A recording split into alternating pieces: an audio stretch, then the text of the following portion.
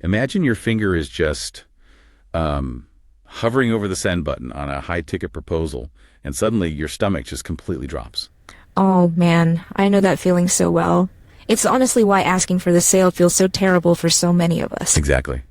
So welcome back to this deep dive. Today is actually a really huge milestone for us because we are closing out the Complete Connect framework. Right. I mean, we've walked you through clarify, optimize, automate, and nurture over the last few weeks. And today we finally arrive at step 5, which is convert.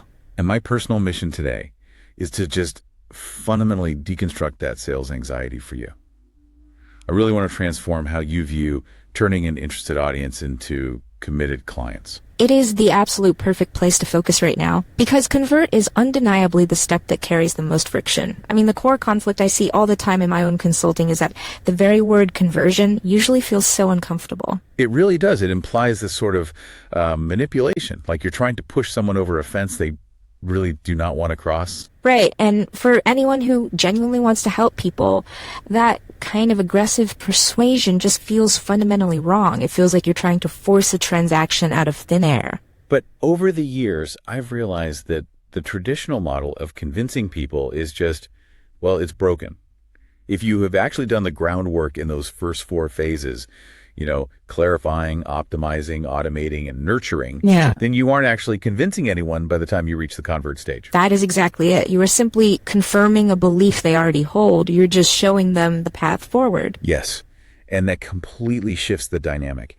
It's the difference between a doctor confidently prescribing a necessary treatment versus, say, a mall kiosk vendor aggressively pushing hand cream as you walk by. Oh, that's a great analogy. The doctor isn't pitching you at all. They have done the diagnostic work, they know exactly what you need, and they're just confirming the solution. And when you internalize that distinction, all the pressure just dissolves. It stops feeling like a sales trap and starts feeling like an actual act of service. But here's the paradox I've noticed, even with my own clients.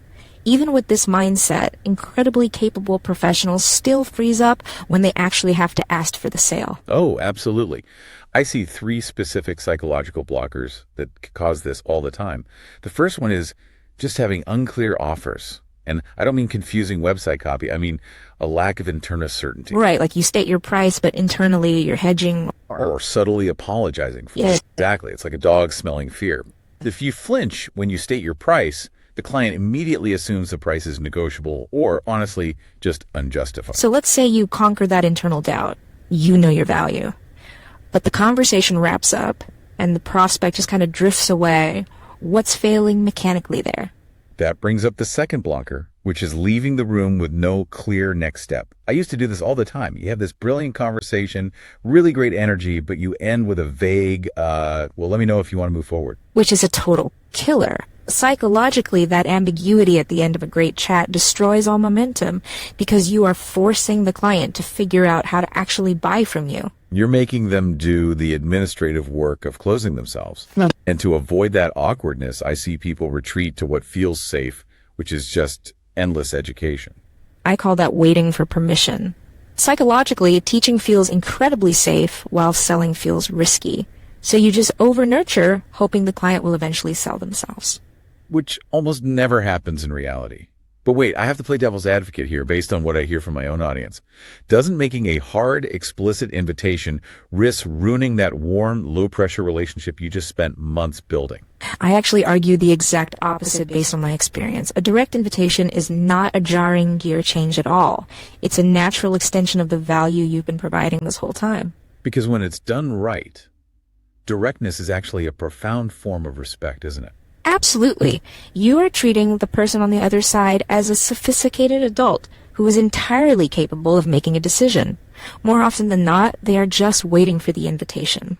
And I feel like this all culminates in the traditional discovery call, which, let's be honest, usually devolves into the professional vomiting their entire resume and their 12-step framework onto the prospect, just hoping something impresses them. Oh, I have sat through so many of those. Talking too much is exactly how people ruin these calls. We assume the goal is to explain our offer well enough to win a yes.